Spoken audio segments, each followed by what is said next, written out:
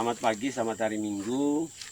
Saya bersama dengan teman-teman pendeta yang ada di wilayah Kalimantan Barat, Mantiti dan Brau. Kami ada di lahan sawit yang dulu sekitar tahun 2014 ditanam oleh ABSP.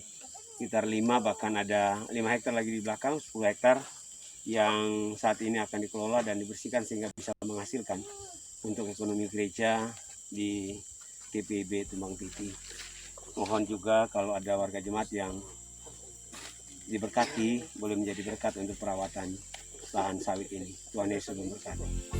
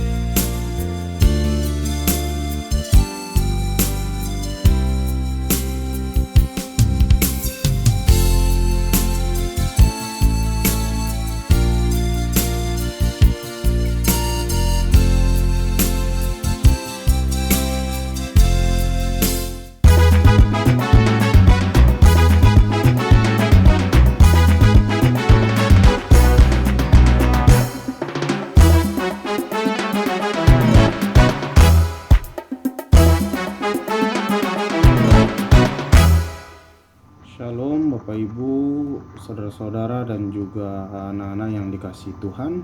Berjumpa kembali dalam program Night Call pada hari ini bersama saya Pendeta Abednego Leosai, adalah pendeta jemaat di GPIB Jemaat Pelita Kasih Sangatta yang melayani di Pos Pelkes Siloam Tadoan dan Bethesda Tonda. Sebelum kita beristirahat pada malam hari ini, kita akan mendengarkan kebenaran firman Tuhan dalam Alkitab. Mari kita berdoa.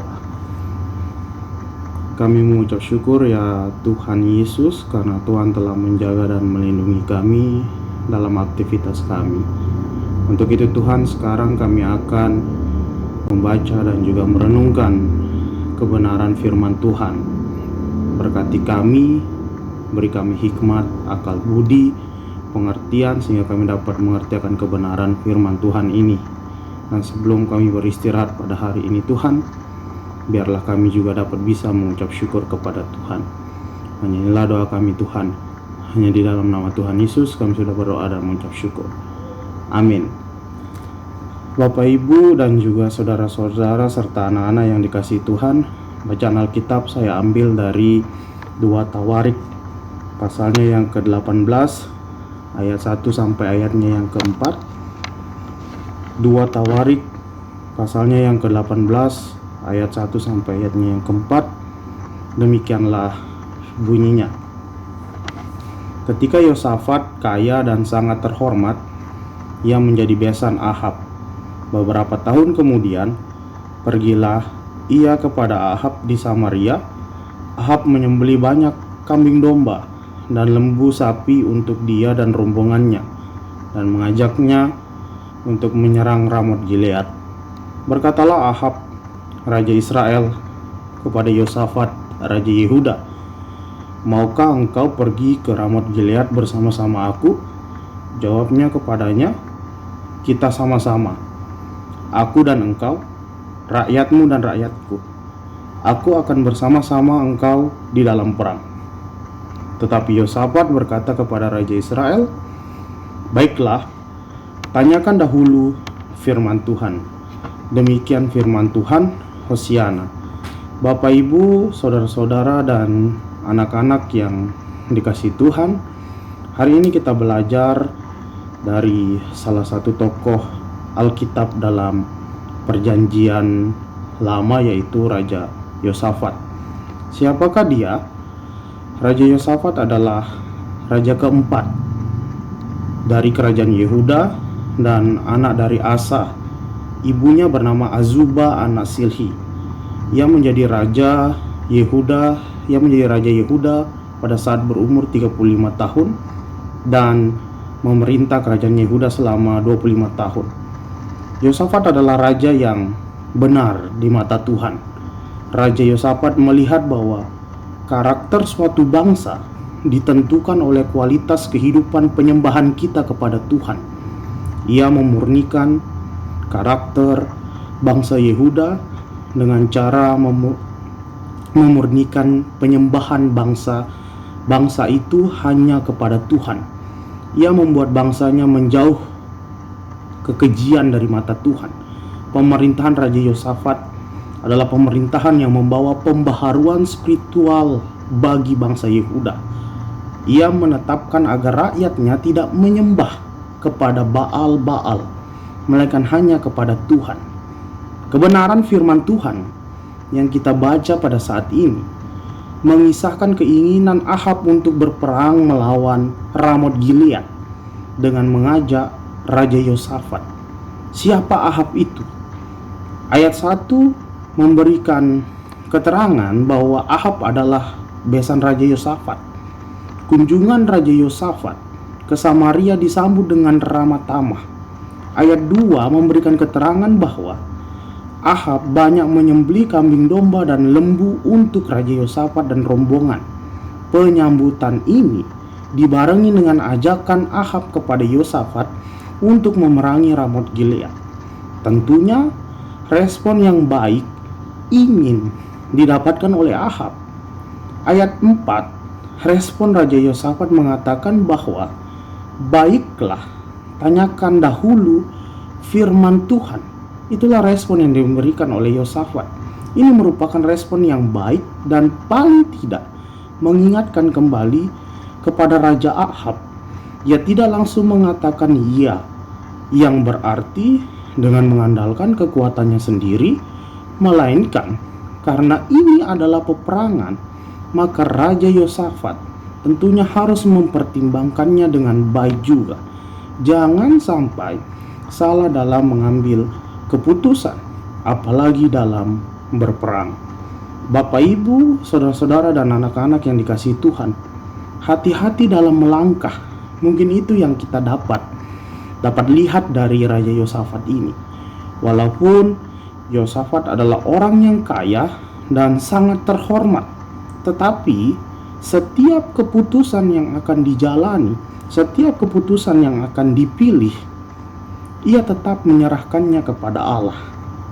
Tanyakan dahulu firman Tuhan, menandakan bahwa Raja Yosafat memiliki kedekatan hidup dengan Tuhan.